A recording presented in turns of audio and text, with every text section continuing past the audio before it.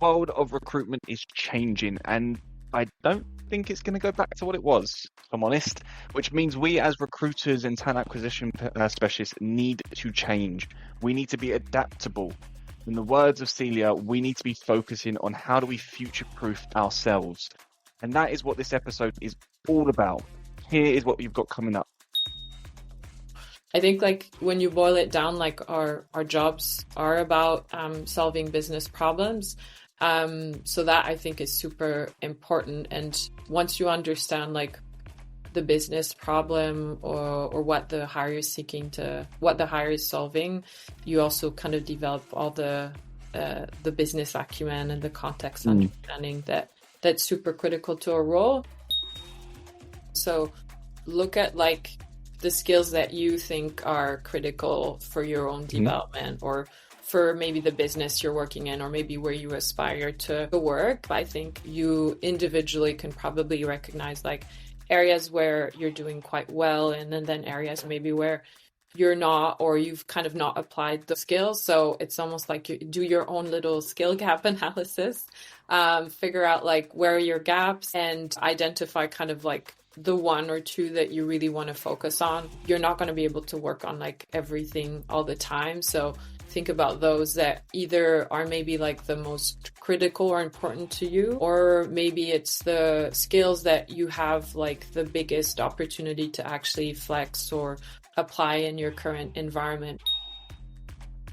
This is a masterclass. I cannot stress that enough. A masterclass by a head of talent acquisition who is currently hiring and focusing on finding what those next generation recruiters are going to be.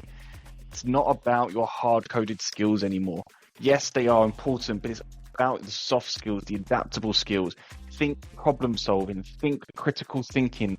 These are the elements that we're going to highlight in this episode, but also show you how you can link them to your job and drive impact in how you interview and how you present yourself.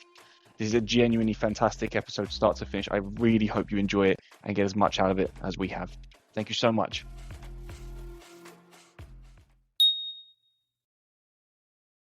Welcome to Tea Time with Talent Acquisition, the podcast aimed at fostering knowledge and sharing stories within the vibrant talent acquisition community.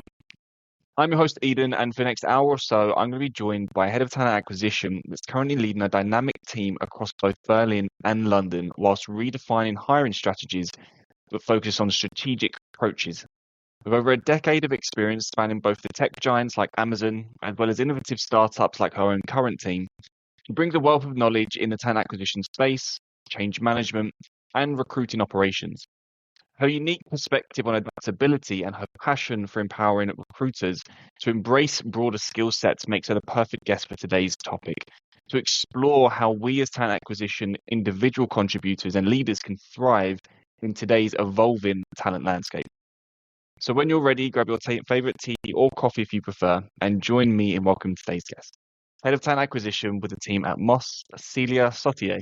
So thank you so much for joining. Nice. I'm good. I'm happy to be here at Eden. I'm glad. Like I said, your perspective on what makes a good recruiter in the current market is where kind of we've led into this conversation. We're going to go into the nitty gritty of it and kind of your own take and own spin to hopefully help improve, people who are actively looking today, people who are maybe looking to transition or simply just develop their own skill sets. And the title of this is, becoming more adaptable. So we'll get into that in a moment, but I just want to kind of peel it back. Head of talent acquisition, right? You've got your team around you, and you can be biased. I'm happy for you to be biased on here. But what makes a high-performing recruitment team in your perspective? I think, based on my experience, I'd say, especially now at Moss, with a small agile team, what's really key here is what I said before. It's around agility. So I look more for skills that are going to help the individuals or the team pivot or expand their scope versus specific, backgrounds or experiences. So for me, it's like very core skills, problem solving, communication, resilience. Like those are just some of the ones that I think help you build a team that can adapt to changes. I've been with Moss for 3 years now, and we've had to make quite a few changes in like ways of working, priorities, and so the ones that have been able to pivot have these core skills versus specific backgrounds or experiences. My experience. Well, that leads quite nicely into actually what we're talking about, which is, the ability to be adaptable. So when you use that phrase into your team, what are you specifically referring to? I know you've just alluded to it slightly there, but what does it mean today? And I guess how does it differ from what, we might have seen 5, 6 years ago in talent acquisition? Yeah, I think it's important to bring it back to the context of TA. I've also been in companies where there was like hyper specialization. Your experience was very important, and we were building like very specialized and segmented, like fragmented teams. But the recent years have kind of shown us that has its limits, and when you're kind of like boxed into a specific kind of set of roles you're working on, or like your scope is very limited to certain kind of tasks or responsibilities, it's then a lot harder for you to kind of show your impact or your relevance to a different set of roles, a different context, a different kind of environment or stakeholders, and we've had to adapt, and it's come with like a lot of downsizing of teams, and when you're less, you kind of have to do a lot of things that you've never done before. I'm sure in a lot of cases, people have become a bit more of like a jack of all trades. Like, oh, I started in tech, but now I'm doing non-tech, or I'm doing whatever the business needs. And so for sure, that context is forcing a lot of teams to be a lot more agile and flexible. And it's also showing in some stats. Like right now, I think most companies are looking for generalists versus, just a sourcer or just an RC or just a closer. My experience at working at Amazon, you kind of had like an RC, a sourcer, a closer, and then RC, just to check, what's the recruiting coordinator. Sorry, cool. yeah, recruiting No, that's fine. So the scheduling, like that whole life cycle was really split into like sourcing, scheduling, closing, and then employer brand, and all of that was very segmented. But right now the last numbers are like 74% of teams will favor like the generalist, the full life cycle recruiters. So that's coming, and if people are not experiencing it now or have experienced it, I think it's going to continue to impact TAT's team. So there's a forcing mechanism, and I think we all have to kind of recognize that it's there, and figuring out where maybe we're not as generalist as we could be.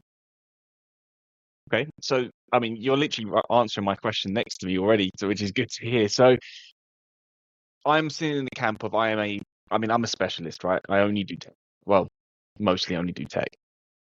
So I put myself in that area because I think from the external perspective, and please correct me if I'm wrong, I feel like you would use me more as a specialist when you don't have necessarily the capacity at that time to take on that specialist role. That's my opinion. I think that probably a lot of my colleagues would feel the same.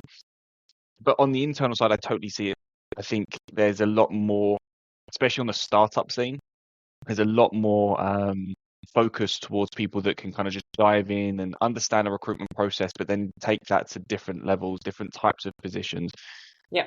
But if somebody is sitting in that position now where they are a scheduler, if they're maybe just focused on one specific part, you kind of mentioned developing certain skills. How can we start identifying what skills that we should be looking at ourselves from, more of a self-reflective state?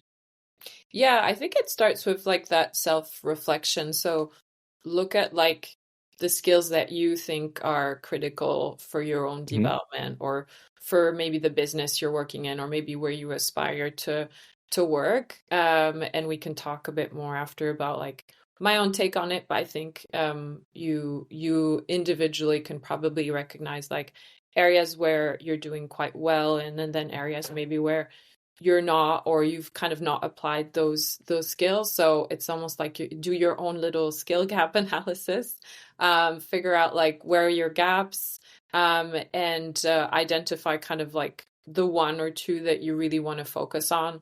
You're not going to be able to work on like everything all the time. So think about those that either are maybe like the most critical or important to you, or maybe it's the skills that you have like the biggest opportunity to actually flex or apply in your current environment, because they are environments where it's very easy to say like, hey, I want to get in, like I'm a recruiting coordinator. Also because you're scheduling, you kind of see which roles are maybe more difficult than others or which stakeholders are a bit difficult. So you could identify some roles where you want to add and source on and get more context from the recruiter and say like, hey, can I help here? I can see I'm scheduling a lot of interviews. I haven't seen an offer. But there are environments where it's more rigid. Maybe there's less of that opportunity to do so. So for sure, there's an element of like what you can or cannot do in your current environment. I would also say like there's more often than not opportunities to do that, but where I see people not do that is if they're like slowing themselves down. So doubting yourself and thinking like, oh, I can't ask for this or I can't get involved is also like, I don't know, it could be like an element of like confidence in wanting to like try something you've never done before, or it could be like a real boundary where you've asked and someone said no. But there's a lot of mental blocks involved there, and it's also identifying like how to overcome them. So yeah, do that skill gap analysis, identify like the one or two skills or opportunities that you can work on, and then figure out like how to flex and what's possible. Speak to your manager. I mean, the manager should also support you in your own development, and help you identify ways to stretch outside of that. I mentioned before, like the recruiting coordinator example, like that was actually something that even in a very corporate environment like Amazon happened actually quite a lot. So it's very accessible for a sourcer to kind of say, I want to get involved on this event or this role. And so I'm going to, yes, spend a bit more time, maybe work a bit more, but Yeah. I'm going to get that skill set. So yeah, that's an example of like how to get started and what to identify. I think the skill gap analysis is, I mean, crucial. I think that should be a yearly thing minimum that you do about your own career anyway, so you kind of set your own goals. I see it from my own perspective, and this isn't just towards recruitment, sorry, this is now taking it out of TA, sorry to bore everyone a second, but into like the software roles that I hire for. I find a lot of hiring managers are asking for things without asking for them. So let me explain. It's more of the soft skills that I'm seeing way more now. So change management, entrepreneurship, ownership, but they're not putting it on the job description, but they absolutely want those skills. And I have to like pry that out of them and then try and find those. You're nodding away to anyone who's listening. We're on the right lines here, but that's part that I see as well. So these are like buzzword soft skills now. Taking it back to somebody who's maybe a little bit more junior, maybe who's just starting out of our listeners, what can they do where they don't necessarily know what the skills are that they're trying to identify in themselves? You've mentioned speak to your manager, great. You're obviously going to give us something a little bit as well. That's only two sources. Where else can they kind of try to bring out a well-rounded area of knowing what skills to look at? I mean, there are some research around this. Like, there's LinkedIn comes out with like reports on like the most sought after skills and recruiters. So there's other sources out there also that are like kind of pinpointing some hard and some soft skills that are like more in demand and how that's like evolving over time. So those sources of information are also useful to kind of see, okay, well, if this is becoming in demand, like, am I actually well positioned to kind of acquire this knowledge or develop it, knowledge or skills, sorry, or am I not?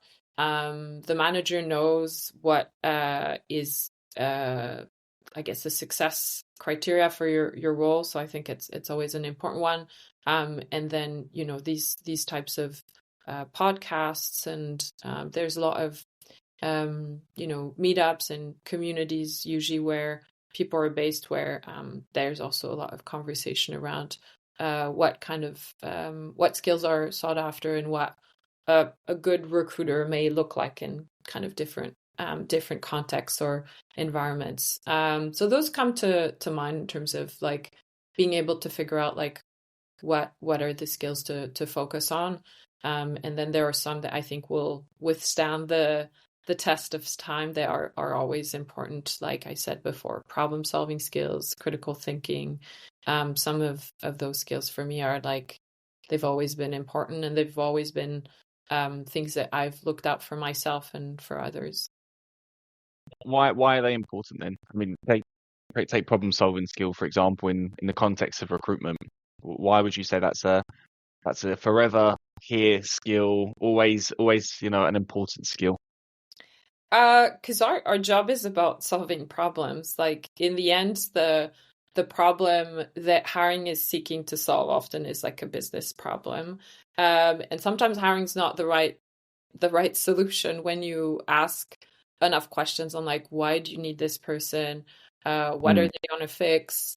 What's the current status? Why has it not worked in the past?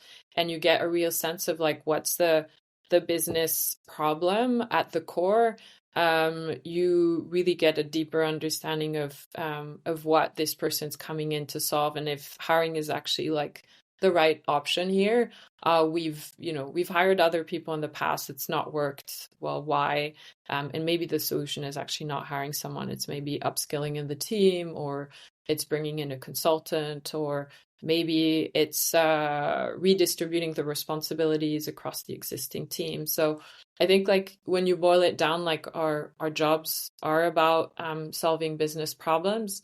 So that I think is super important. And once you understand like the business problem or what the hire is what the hire is solving, you also kind of develop all the business acumen and the context understanding that's super critical to a role.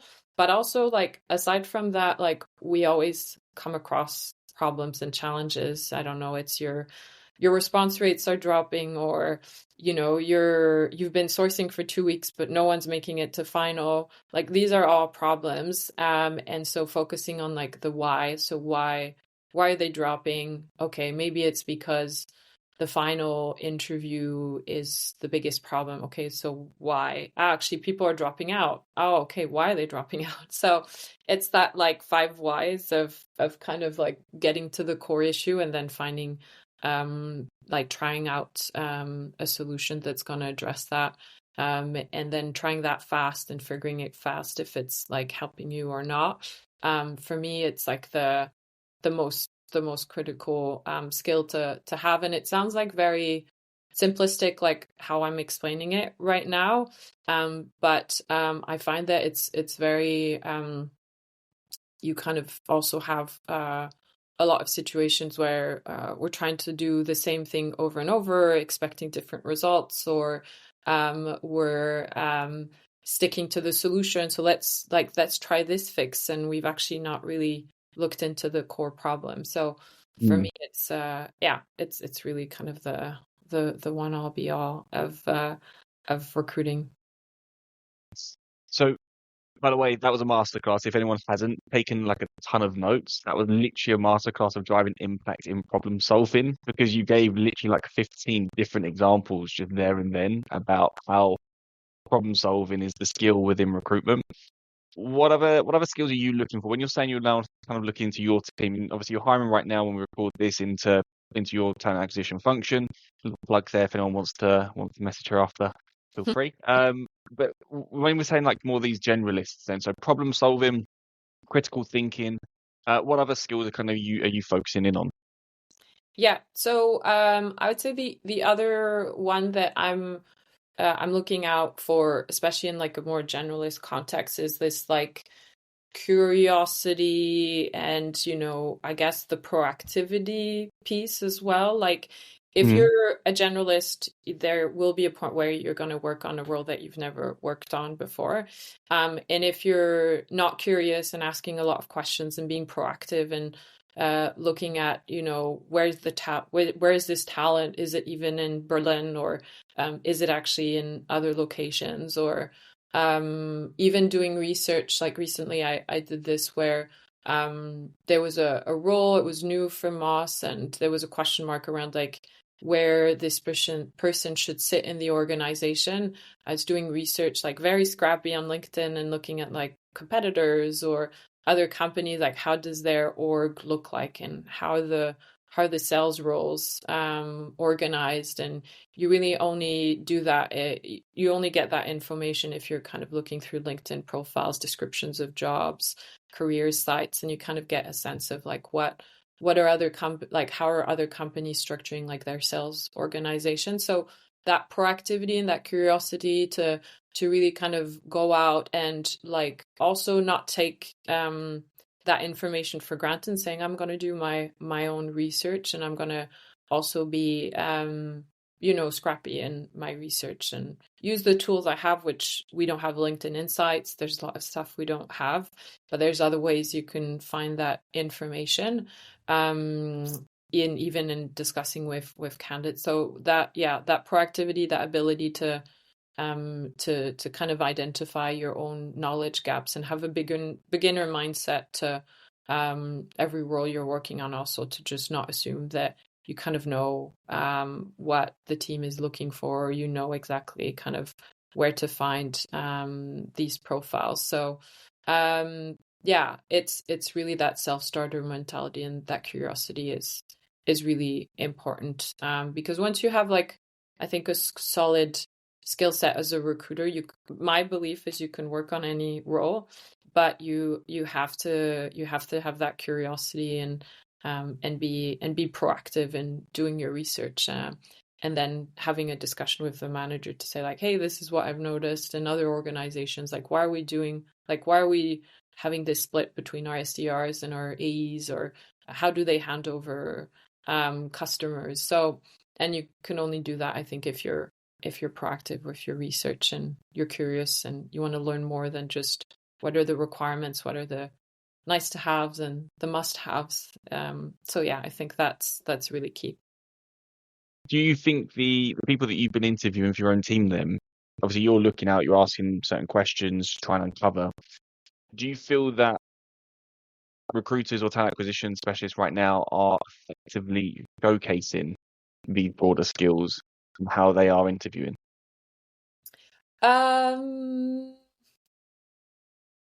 Good question. I think my role as an interviewer also is to kind of give people a fair chance to showcase that. So my role is to like ask the questions and the follow-ups that are going to help you bring your best self to the interview and your best examples.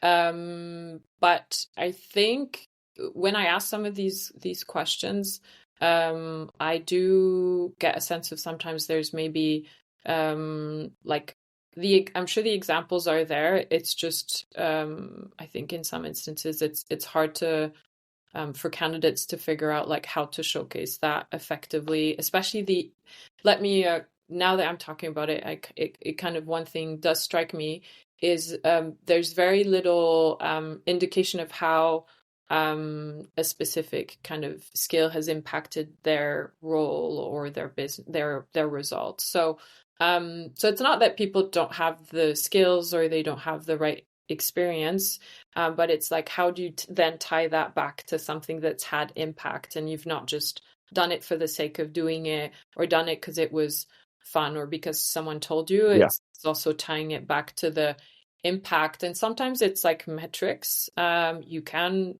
sometimes, like more often than not, actually measure the impact it's had, but sometimes it's not measurable, but it still must have had an impact. Hopefully it has had, because when we're talking about projects or experiences, there's always an effort involved. And so, what was the impact of what you've just spent several weeks doing, I think is key, and sometimes is often missing in interviews. Yeah. I see that 100% echoing it from my side. I think the impact piece is the part that is missing on the good old STAR acronym. Results great. The result was, you changed the process. What was the impact that that process change made on the company, the bottom line, whatever. I also don't disagree with if somebody wants to bring a negative impact to a conversation. I quite like that because then Yeah, it shows that this was the impact, it was the wrong impact that we wanted. This is now the learns. I've, so it doesn't always have to be, hey, this is amazing, everything's hunky dory. It yeah, could be actually we lost money because of this. I made a decision, it was a wrong decision. We learned from it. This is what we then did after. It's like that comes back down to like accountability and ownership. And I think a lot of these broader skills can kind of bleed into more behavioral based questions and more like value questions and things like that. But as if someone's been proactive enough to organically bring these skills in, I guess it's kind of ticking these boxes in your own mind before you even ask the questions, right? yeah, yeah. And just going back to what you said about sharing negative examples, I also actually like that, and I learned that also a lot from my time at Amazon. Is like we give the opportunity for candidates to shine. So don't just ask about like tell me about something you've done but failed, or tell me about a mistake. Yeah. But if there are like examples of like unsuccessful impact, then it's also interesting to kind of hear like, hey, what you've done, what would you have done differently, and how do you think it would have impacted, the business or the hiring. And often when you see that there's been that reflection, it's as useful as a positive example, because this person's learned, they actually are able to outline very clearly like what they would do differently and how that would translate into impact. So for sure, if someone feels like, oh, I have a really good example but actually it didn't work out, like I would still Yeah. suggest you share it, but share the learnings after, or maybe what you did differently next time, so that there's an opportunity to kind of see the learnings. Yeah. So in theory, the process for anyone listening is going to be self-reflect, listen to the skills that you're identifying here, reach out to communities, reach out to your manager, just try and get a list full of not necessarily skills that are in your day-to-day job, but skills that are around your job, those more softer skills, and then go back before you even start doing interviews, prepare ahead of time. Okay, where have I had shown proactiveness? Where have I shown critical thinking? And kind of then follow the same structures if you would with, when your actual sourcing ability, your closing ability, and have like I guess a bank of preparation for soft skills and hard skills already in your mind that you can bring both of them forward to the discussion. Yeah, yeah, absolutely. If we're talking about interview preparation, for sure, do that. And just on the skill gap analysis, like this is a very simple way of doing it, right? You list these skills and then you say like you think you're like developing or you're mastering, and then you can kind of jot down ideas on like how you could do this in your current role. And for the interviews, like preparation is key. And also thinking about like how do you showcase an example that is like indicative of your current scope, because sometimes the examples, they're like good examples, but they're not necessarily showcasing your scope as a like senior, or the Hmm. complexity of the situation you handled. So also my suggestion in preparing is like think about like is this like one of the more complex examples that I've had to deal with, or maybe do I have something that showcases maybe that that expectation. This is for more like senior roles, of course, where the expectation, I think, and at least in my case, is you've dealt with more complex situations, more ambiguous scenarios, or your scope was larger than maybe just your roles. It was maybe like the team's roles, or the organization's process. So also kind of use that lens in terms of your preparation and which examples are going to showcase that scope and complexity. Yeah. I think that kind of links back to, the whole element of trying to be as adaptable as possible. If we put yourself in the title of a recruiter, you're typically finding and sourcing and closing. That's the role. But you've got so much more that's happening around you that you can kind of tap into. And I guess these skills that you're highlighting is like, it's just you simply saying, hey, I'm more than just this. I can do a bit of this, I can do a bit of that. I can come and bring a lot of different elements of impact to insert whatever company Yeah. is here. Yeah. Do you obviously you've come from Amazon, right? A huge behemoth. Everyone knows them, right? So you've got probably, I don't know, thousands upon thousands of people to interview for one role, maybe. I don't know. And then with Moss, obviously, it's a startup, it's a growing company in a healthy position. Obviously, when you take these two wildly different companies, do you find that if I was coming to interview with you today, I should try and emulate or match my examples to where you are as a business today? Would that be a better situation? So I'm not going to talk about, if I did come from a business like Amazon, for example, I'm not going to start talking about these huge corporation projects that I've worked on. I'll try and bring in those smaller projects to you.